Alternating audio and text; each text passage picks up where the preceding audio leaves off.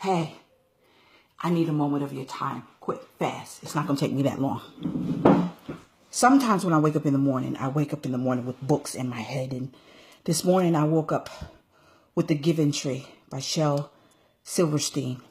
It's one of my favorite stories. And it's a story about a little boy that found favor with a tree. And this tree loved this little boy. And the little boy would go to the tree and he would say, "Let's play." And the tree would sway and the tree would let the leaves come down and he would pick the leaves up and he would make a lion's mane. And when the boy got hungry, he dropped apples and the little boy would pick up the apples and he would eat the apples.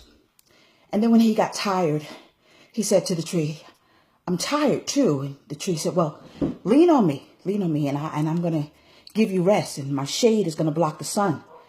And so the little boy said, "Yeah, I'm hungry again." So the tree dropped down apples and he picked up the apples and he ate it. And the little boy went away. And when the little boy came back, he said to the tree, he said, "You know what? I don't want to play. I want to make some money and I'm older now." And so the tree said, "Okay, well, pick up my apples, gather them and go sell them and that'll give you money." So the little boy went away for a long time and the little boy came back and he said, "You know, I don't want to play and I'm not hungry. I'm making money, but I want to get a wife and I want to get a family and I need to build a house. I have to prepare for my family." So the tree said, "Well, I don't have any money, but look, I got branches and my home is the forest and there's trees all around us. Gather the trees and cut off some of my limbs and you go build a house for your family because I want you to be happy." So the little boy ran and he did that and he came back and then he said, "I'm tired. I just want to get away. You know, I need a boat. Can you give me a boat?" And the tree says, "Well, I don't have a boat, but, you know, my stump and my whole body, it can build a boat. So cut me down and you get your boat. And you, as sad as I'm going to be, I want you to be happy. You build your boat and you go away." And so the little boy went away for a long time and the tree was unhappy. But when the little boy finally came back, he was old, he was feeble, he was frail. And he said to the tree, he said, "I'm tired. You know, I'm just exhausted. I'm beat. I don't need money and my teeth can't even eat the apples. But I just want to rest." And the tree said, "Well, I'm a stump now. And you've taken all I had. I only got a stump left. Your knees are feeble. Sit down and let me give you rest." And the little boy sat down and he rested. Mothers are that tree. Wives are that tree. We give and we give and we give until there's nothing left. The funny thing about the story is, as I begin to flip through the pages, when I begin to read it to my children as they were babies, nowhere in that story did I hear or read where the little boy nurtured the tree. The little boy didn't put fertilizer down. The little boy did not put water down. The little boy didn't ask the tree, "Do you need anything?" That book hit home as I deal with so many women who are just drained. They're drained and the families keep taking and taking and taking and taking and taking till there's nothing left but a little stump. Take a moment today and ask your wife, "Do you need anything? Can I help you?" Children, just take a moment and ask your mom, "Mommy, can I do something for you?" Because the worst thing you could do is just keep taking and taking and taking and not replenishing. The wonderful thing about life is as we become adults, we realize that love is recyclable. You put love in and you get love out. We as women, as Miles Monroe said, we are incubators. You give us something and we'll give it out. You give us heaven, we'll give you heaven. You give us hell, we'll give you hell. You put a seed in us, we'll give you a child. You give us a vision and we'll help you birth it. But the little boy was just so selfish because it's a book about selfishness where he just took and he took and he took and he went away and he disappeared for years. But when he needed something, he came back. He came back to her, but yet she kept on giving and she kept on giving until she became a little stump. And even though she said to him, "I have nothing left," what she had left, she gave it. And one thing about women, we're givers, we're nurturers. We'll keep giving, we'll keep giving. But the person that keeps taking needs to stop and pause and say, "Wait a minute. I got to nurture that thing so she can have something to give me." So many husbands are dealing with women who are angry because you're taking.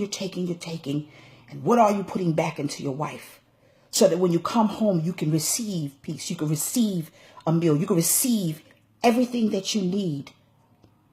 What are children doing to say, Mom, I need, and for her to give of herself, her time, her energy, her finances, or whatever, for you to get it, you have to show her that you're grateful. You have to show her that you appreciate her. I know for my mother, God rest her soul, she went home, but when she went home, I remember that she put so much in me that was beautiful that every Thursday she received fresh flowers from me. Every Thursday, like clockwork. I would take her into the store and I would say, don't get one pair of shoes, Mommy. Get all three. Whatever you want, you get it. I would nurture her and I would sit at her feet and I would glean from her and I would learn from her. And she was able to understand that I not just was her daughter, but I was her friend. The story is so profound. We can learn a lot from children's books. We really can. Because it teaches character. It's a character building process that you put in a child and hopefully it'll stick. But we are the giving trees, women. We give, and we give. And we have people who just take in our family, our husbands and our children. They just take and they take and they take. Because the little boy even didn't say, well, tree, do you need anything? You need me to mow the grass around you, do you? But the tree said, I want you to be happy. Do you realize how strong it is for women to sacrifice themselves? I was speaking to a girlfriend the other day, and I'm going to let you go. And she said that she watched her mother feed everybody, but she never ate. She watched her mother do things, but she didn't do. Because Mommy had counted the pennies to make sure that they ate. And even though she sacrificed it because she didn't have. I remember even as a little girl, I shared this story, and my mother could not afford all of us to have McDonald's at the same time because even though my father worked and he made good money, there were times when she had to budget. And one time she took us to McDonald's on Fulton Street and she bought one Big Mac and she had 4 children. And she cut the Big Mac in 4s and got a large fry. And she gave us a little bit of the French fries, a large soda, and poured us a little bit. And since we were children and babies, that was enough. And she would sit back and she would just watch us eat and she would smile because she was giving us something. One thing about women, we give because it makes us happy. But we're not to be taken for granted because we do that, because God has given us that ability. Understand the story of Adam and Eve. Adam had, Eve received. And so if you're a husband, please understand that your job is to replenish your wife. If you're a mother, your children's job is to replenish you. Don't wait for your birthday, holiday, Christmas. No. That's fine. But get a replenishment day and tell your children, even if they're small and they don't know, today you're going to do the dishes. Today, Mommy needs a break. Today, we're going to give you a coupon, and that coupon is to rub Mommy's back. Because sometimes children don't know, but when children get older, don't allow them to drain you dry. Don't allow your husband, hopefully if he's smart, he'll get this message and say, it's time for me to replenish my wife. The Giving Tree is a wonderful story. I admonish you all to get it if you've never heard the story. And if you've heard the story, apply it. I admonish couples to get it and read it to each other. That's what I would do if I was counseling couples. Read The Giving Tree to each other.